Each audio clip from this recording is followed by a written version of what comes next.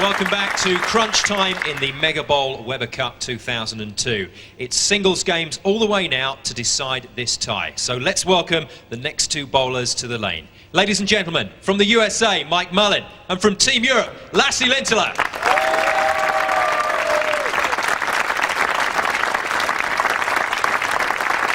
I'll pass you over now to your match referee, Bernie White, and your commentators for this game, Nick Halling and Cass Edwards.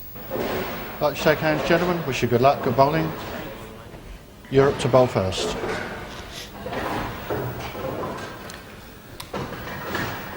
So it's the man from Finland, the family man, a couple of young kids, building his own house back home in Finland at the moment as well. So he's a busy man, got a lot on his plate, but he needs to put all that to the back of his mind for the next 25-30 minutes or whatever, and just concentrate on the most important job he's got to do now, getting a point for Team Europe. Yeah, Nick, it won't be easy. It's quite a lot on his plate, but let's have a look and see what sort of reaction he's going to get to the right-hand side of the lane.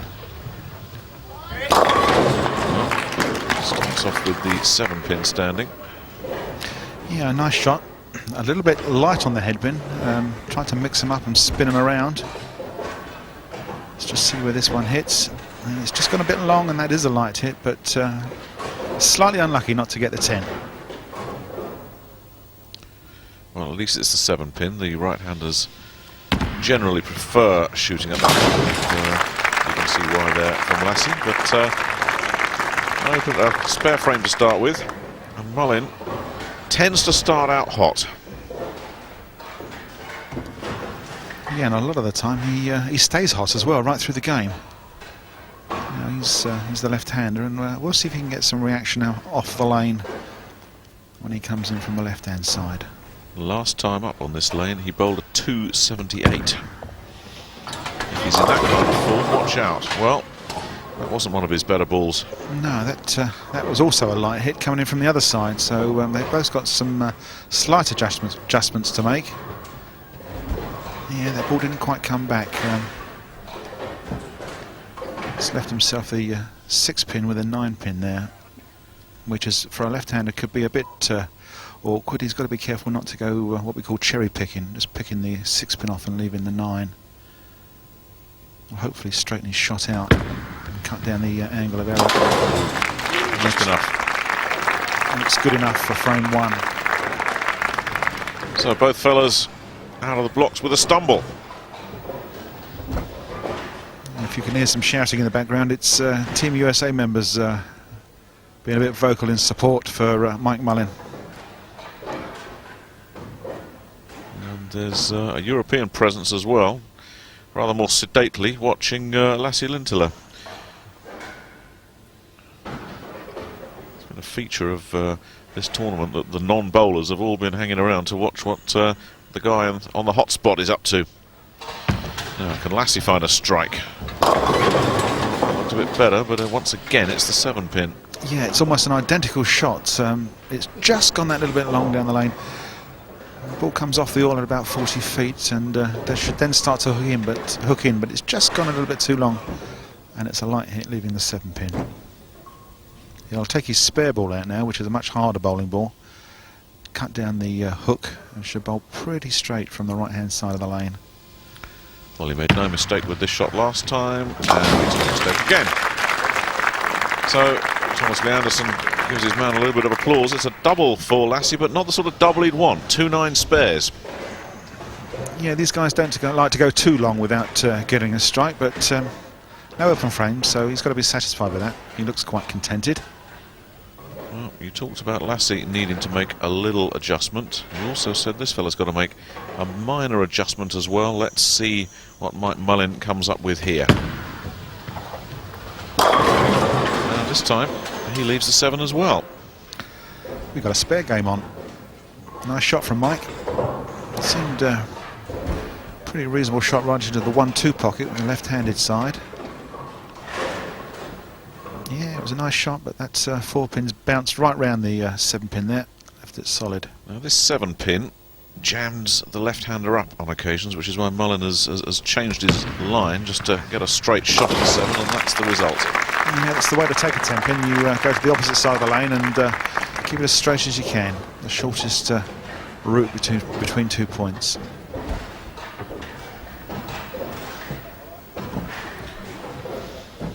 So not much in it. Nothing in it, in fact. Yeah, scores all level after 2 frames. Who's going to be the first one to get a strike? I've seen some pretty high scores on this lane recently in the competition. Well, they both had high scores last time up. We talked about the 278 from the American. Lasse here had a 246. And he's in the strike zone now at last. Frame 3, strike 1. Slight adjustment, came inside, moved a little bit left with his feet and just came inside his mark, and it made all the difference in the back end. Nice little shot right up into the pocket, all 10 pins go down. So he's setting the pace, first strike. And has just chucked down the gauntlet and said, there you go, Mike, pick that one up. Yeah, he's going to have to respond. And he does. Well, the 10 just had a momentary second thought, but then went. Yeah, a little bit thin on the head pin as it went down. He seemed to increase his speed just a little bit there from the last shot, but and it's racked back and hit him thin and made him spin, as we say. Who's this we? Well, we're in there like like you know what. There's Lasse. He's hoping he's in there. Both men matching each other step for step at the moment. Which is the way it should be. All comes down to the wire.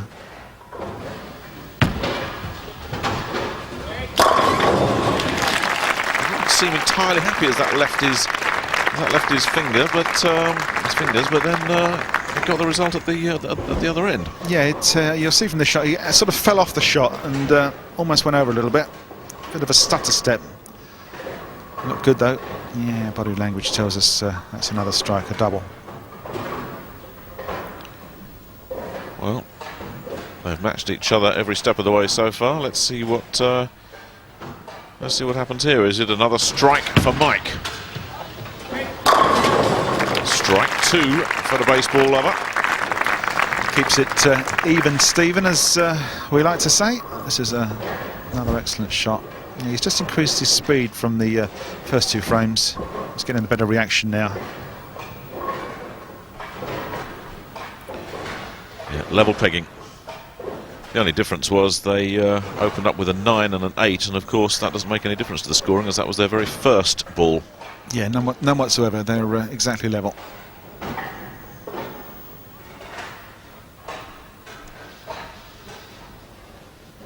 So Lasse looking for 3 in a row. Turkey. There it is. Yeah, that looks good to me.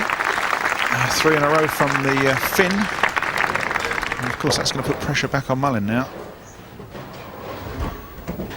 5th frame for the Team Europe player. And you can't get any better than that. Yes, skipper Thomas Leanderson, hoping that his neighbour from Finland can dig out a point here for the European cause. Mullin has other ideas, of course, and he's matched him every step of the way so far. Can he do it again? Yes, he can in there like swimwear. Scores exactly level, 3 strikes each. Dead level at the midway point of this important match.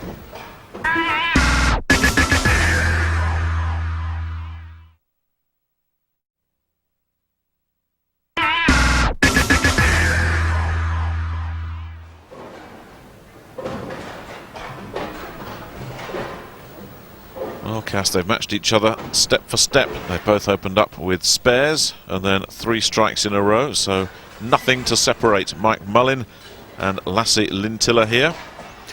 Yeah, they both seem to be striking at will now, and as you could see, if they go both strike what we call off a sheet, which means striking right through to the 10th frame, we would have a 279 tie.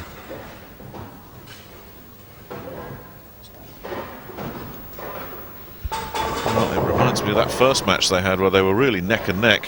And if memory serves me correctly, I'm going back a while now, but it all came down to the 10th frame and a bit of a disaster for Lasse. So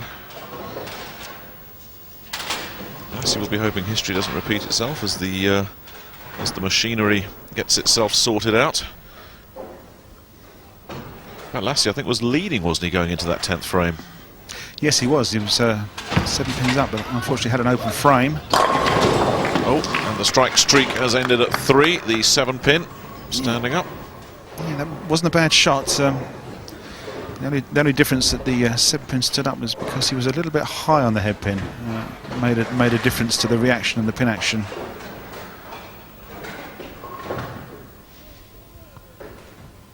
Yes, and going back to their last match, Mike Mullin spared and struck in the 10th frame to win 217 to 212. It was that close. Yeah, just about got it. This one's shaping up to be every bit as close. I think at the halfway point, Lasse had 116 in the first match, 118 here, so it's almost a mirror image, isn't it? Yeah, well, these guys are both excellent bowlers, both known on the international circuit, and probably of equal ability, shall we say, to be kind to them both. And of course, when they lock horns, it's going to be a tight battle. But a chance here for Mullin to pinch a march on his rival. Oh, and he almost left himself the 7-10. Yes, he's a bit fortunate there. The ball was actually quite light on the head pin. Lots of pin action, and yes, the ball's a bit faster than normal. A lot of pin action, and the 7-10 stood, but the 10-pin's gone, so he's quite fortunate there. Instead, he's matched Lintila's 9, and a spare here will keep them absolutely dead level. Well, this is what top bowling's all about. So he will have 118 after 5 frames, which is exactly what he had in the first meeting between the two. Yeah, it's almost identical, carbon copy. But it's great bowling.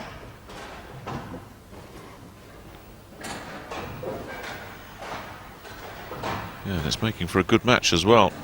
Yeah, absorbing. Both guys working on a spare. Both looking for the edge on that next shot. Both looking for a strike. It's more important for Team Europe at this moment. He willed it in, didn't he? Yeah, he's a bit of body language there. He thought it was good. It's just a few seconds delay before the ball hit the pins, and all 10 went down. Very satisfied look on his face. Well, you can't separate them at the moment. They are so similar. The right-hander from Finland, the lefty from New York. Yeah, Mullin with the slightly higher backswing. Very nice follow-through from both of them. Both rock steady on their feet. Yeah, can he stay with him with a strike? No. At last, there's a little bit of daylight between the two of them. Yeah, that was unfortunate. That was a very hard hit from Mike Mullin. He increased his speed a bit there, tightened the shot up and hit the head pin high. And that's the reason the 10-pin stood there. He actually hit them too hard. It's a nice shot. It looks really good. And just didn't get the reaction off the kickback. So there's daylight between the players. Yes, and Mullin just needs to make sure of this spare as well. Doesn't need to let his attention wander. Yes, bowled. So he keeps himself very much in touch there, Mullin. No great damage done, but he has at last just fallen behind. Yeah, there's a 1-pin difference on the score, and Lintla here is working on a strike, so he needs to double up. And this could be a very important frame. If he doubles here, it really puts the pressure on Mullin and Team USA to respond.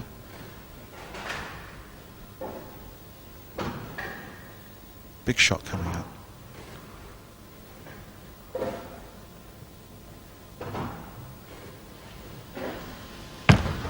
Looking for that double. And getting it.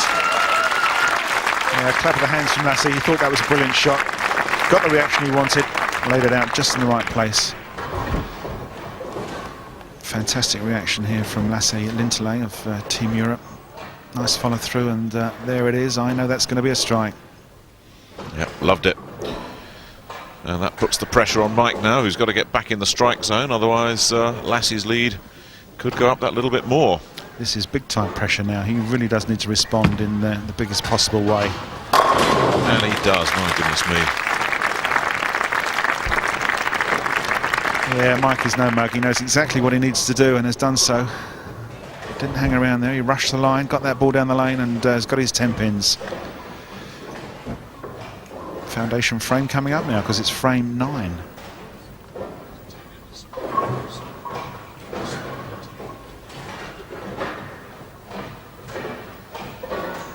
So Lasse Lintila needs to just keep his initiative. He's got a double. 3 in a row really would put him in good position. Frame 9, so important. Oh dear. Well, well, well. The 7-10 split. I'm glad I wasn't commentating on that one. That is a horrendous break. It really is. It's not a bad shot. He's looking for the strike. It's just gone out a little bit long, and see it's thin on the head pin, and consequently gets no action. And that could be a telling shot.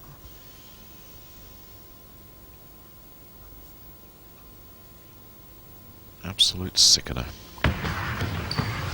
Well, it was an open frame in frame 10 when they first met that proved the difference. Will it be an open frame in frame 9 that confounds the Finn in this so important match? Yeah, 194 on an open frame gives Mike Mullin a chance. He's working on the strike, so a double here will take him back into the lead right at the last minute, the last couple of frames of the game. And Mike's done the sensible thing here. He's just stayed close. He's aware of the situation. He knows what the scores are. He knows what he needs to do. He's lucky. That could have been a split as well. Yeah, no, the 8 pin is stood up on its own, but that's not bad. It's a 9 spare, hopefully. He's out of trouble.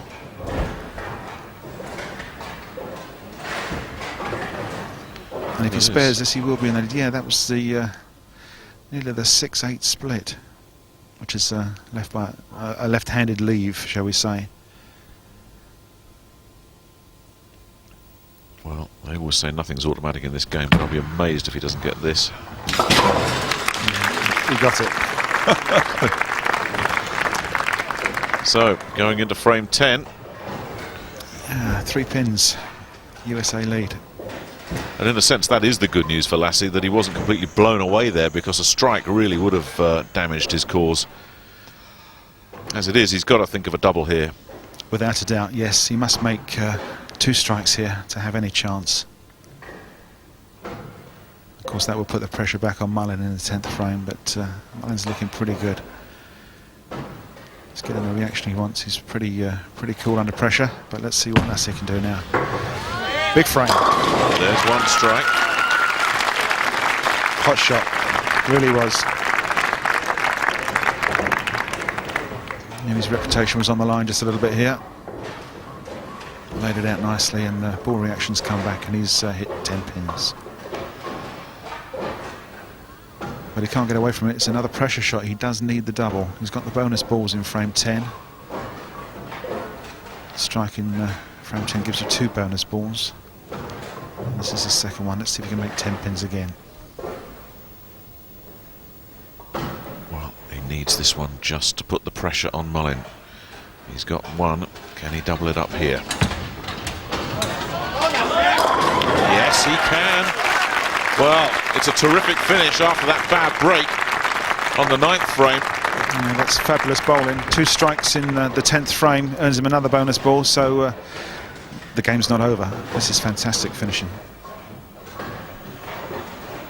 High above the bowlers, we can take another look at Lasse's double. Yeah, drawing on experience and reserves from many years of international bowling. One more good shot now for 224. Is everything a bonus now? He'll certainly be looking for another strike. And he gets it. Well, he set the standard. Is it going to be good enough? 224 for Lasse Lintila. What does it mean for Mike Mullin? What does he have to get now here in this 10th? Well, Great bowling by Lasse. It means that Mike has to double in frame 10. He needed those 3 strikes, and the pressure now is on Mike Mullin. He must strike twice. If he does, the third will probably be a formality. So here's an important ball, and it's over. Well, well, well. That is not going to be good enough, and this time it's frame 10 that comes and bites Mike Mullin. Yes, he's up in the pocket with this shot deep from the left-hand side, but that 7-pin has stood up defiantly, and it's cost Team USA, and the spare's gone as well, so that's game over. Well, well, well. In this 5 singles matches in this session, Team Europe really need to win 4 of them to have any chance of staying alive in the Weber Cup. Lasse Lintila has done his bit. A disaster in the 9th frame did not cost him in the end, because it was Mullin's collapse in the 10th that has enabled the Finn to come back. He wins it by 19 pins, 224 to 205, and it means that Team Europe's still alive. It's 15-11.